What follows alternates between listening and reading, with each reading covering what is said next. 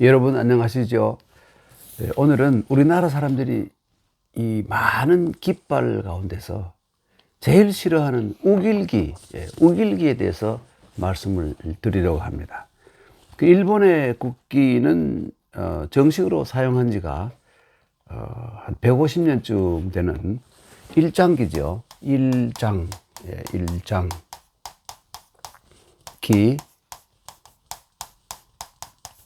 일장기입니다. 일장기 다 알죠? 그 일장이라는 건 해를 이 장은 뭐냐 문장, 문이 문장으로 삼은 기, 이런 뜻입니다. 그러니까 해를 그려놓은 이런 여기다가 해를 그려놓은 기 이런 겁니다. 일장기는 달리 다른 말로 태양기라고 부르기도 해요. 태양기라고 부르기도 합니다. 이것은 일본인들의 아주 오랜 태양 숭배 사상에 바탕한 것입니다. 일본이 태양신을 천조대신이라고 그래요. 천조, 빛을 조자,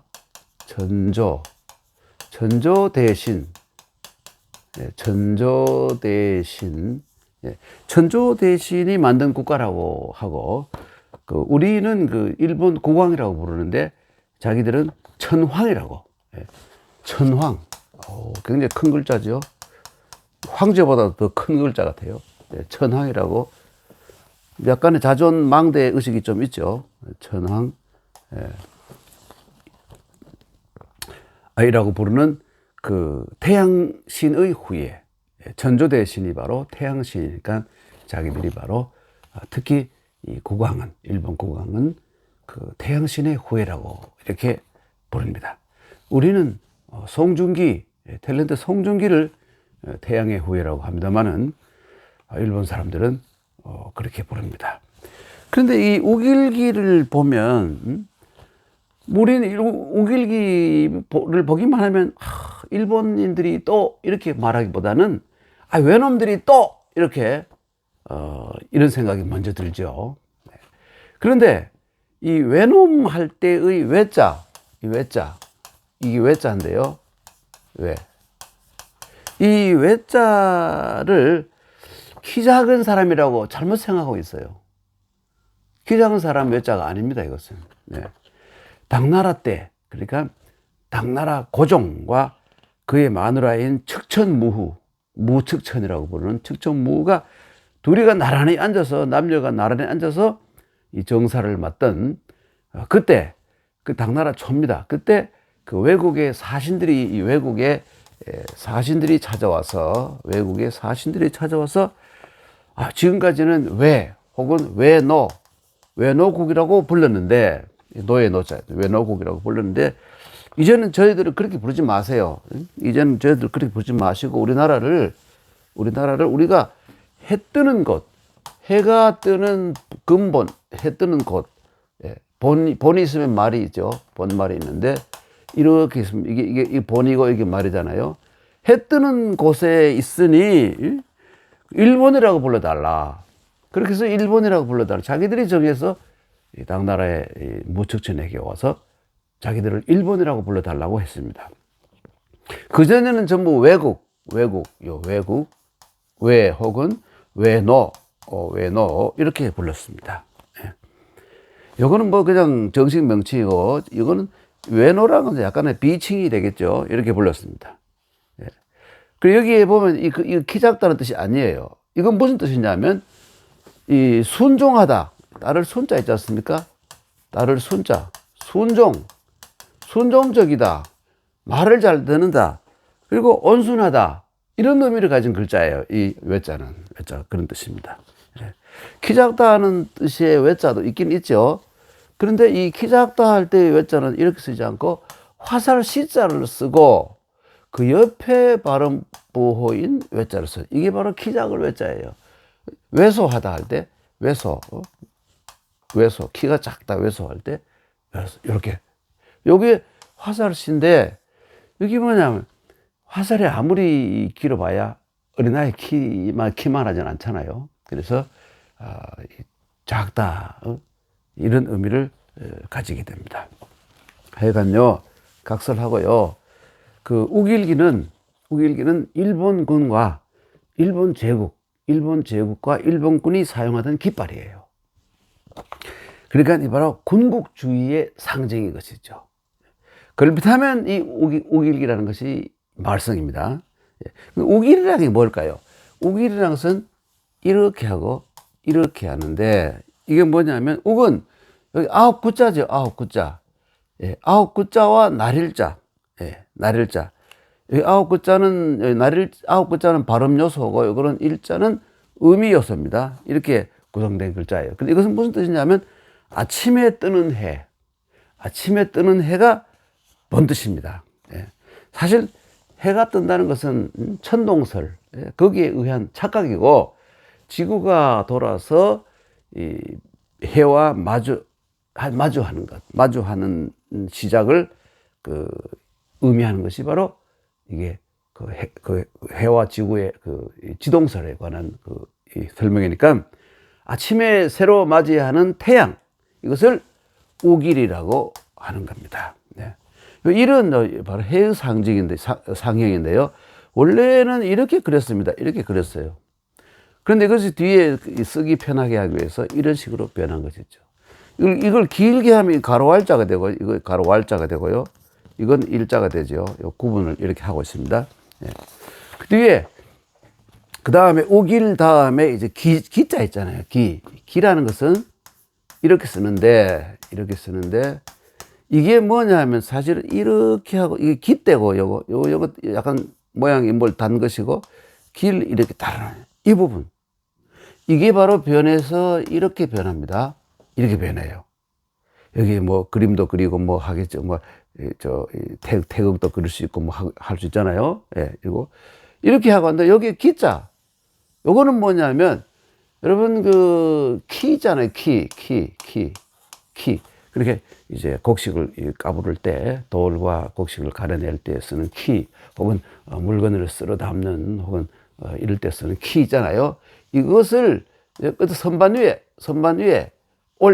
탁자 혹은 선반 위에다 올려놓은 모양인데, 그리고 이것이 원래 이 키를 뜻하는 글자인데, 이것이 그 기자로 많이 써버리니까 할 수 없이 위에다가 대나무 죽을 붙여가지고 이 기자를 만드는 거예요. 이 글자. 기자조선을 뭐 할 때 기자가 이렇게 생긴 겁니다. 빌려가 버리니까 새로 만든 것이죠. 그러니까 여기에 이 기자가 들어가서 결국 요건 발음 보호가 된 거예요. 이렇게 해서 이런 이 기자가 만들어진 겁니다. 네. 별로 뭐 어려운 글자가 아니죠. 그런데 이 우길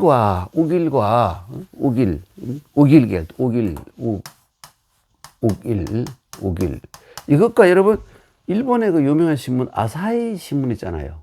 아사히 신문.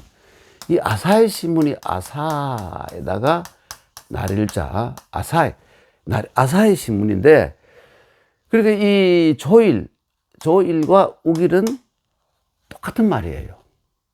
예, 똑같은 말이잖아요. 예. 그러니까 2022년 올해죠. 그 부산 영화제에서 아시아의 올해 아시아 영화인상을 탄 사람이 누굽니까? 홍콩의 영화배우 량차오웨이 아닙니까? 그죠? 량차오웨이. 그런데 량차오웨이는 여러분이 잘 아는 화양연화, 그죠? 화양이라는 건 뭐냐면 꽃과 같은 년화라는 것은 세월이란 말이에요. 년화. 예? 꽃 같은 세월. 그렇죠? 꽃 같은 시간. 막 이런 뜻이에요. 네. 그리고 무간도, 여러분, 무간도. 이거 무시무시한, 이 무간도, 무시무시합니다. 무간도. 겁나는 글자예요. 무간도. 요거는 화양연화. 이렇게. 이 무간도라는 건 뭐냐면, 여러분, 무간지옥 있잖아요. 이 간자는 뭐냐면, 틈 사이 이런 뜻이에요. 1초도 틈이 없이 무시무시한 인간이 겪을 수 있는 최악의 이 고통을 영원히 느껴야 된다는 그 지옥, 아비지옥이라는 말이 바로 그 똑같은 것인데, 예. 아비지옥은, 아비는 이 인도 말이고, 그죠? 그 산스크리트어고, 아비를 번역한 것이 틈이 없다, 사이가 없다, 무간, 영원히 지속되는 무간도, 화양연화, 이런 유명한 영화 여러분 많이 보셨잖아요. 이 영화의 주인공으로 나오는 친구가 바로 양조위죠. 양차오웨이. 그런데 이 사람의 이름이 이 조자에다가 휘자예요. 이 휘, 빛날 휘자입니다. 휘, 예, 조, 예. 그러니까 이 양자는 이렇게 쓰는 것이죠. 양. 량차오웨이, 이것은 홍콩 발음이고, 중국 정식 발음으로 하면, 표준말로 하면 량짜오후이 이렇게 돼요. 좀 다르죠. 그러니까 하여튼 아까 우길이니 조일이니 조휘니 이 전부 다 같은 뜻이에요. 같은 뜻을 가진 단어입니다. 예. 그러니까 이 군국주의를 포기하고 뭐 평화헌법을 준수하겠다고 이렇게 세계에다가 천명을 하고 새 출발했던 일본이 군국주의의 상징인 우길기, 그러니까 일제의 피해를 본 모든 나라들이 보기만 하면 꾸역질이 나는 그 우길기를 계속해서 사용하는 그 일부 일본인들의 속 좁음이 참말로 한심합니다. 한심해요. 이 한심, 한자, 여러분, 한심해야 합니다. 예, 한심. 이 한자 참 재밌는 것 좀 여러분 보세요. 이게 집이잖아요. 집인데 여기 뭐냐, 풀. 지풀 가지고 이때 아주 이 온도나 이런 게 없었단 말이죠. 고대인들이 지피나 뭐 풀을 가지고 가득 채워놓고 그 속에 그 안에 사람이 이렇게 들어가 있어요. 이렇게. 이것이 변해서 이렇게 변했고요. 이건 뭐냐, 밖에 있는 얼음 덩어리예요. 얼음이 꽁꽁 얼어 있는 모양이에요. 한자가, 찰 한자, 춥다 할 때. 마음심자, 심장이고, 심장이 써늘려지고 한심하다 이거죠. 예. 정말 그 우길기를 계속해서 사용하는 일본인들의 그 속 좁음이 정말로 한심합니다. 오늘 우길기 세 글자와 연관된 글자 몇 글자를 살펴보았습니다. 여러분, 다음 시간에 뵙겠습니다. 안녕히 계십시오.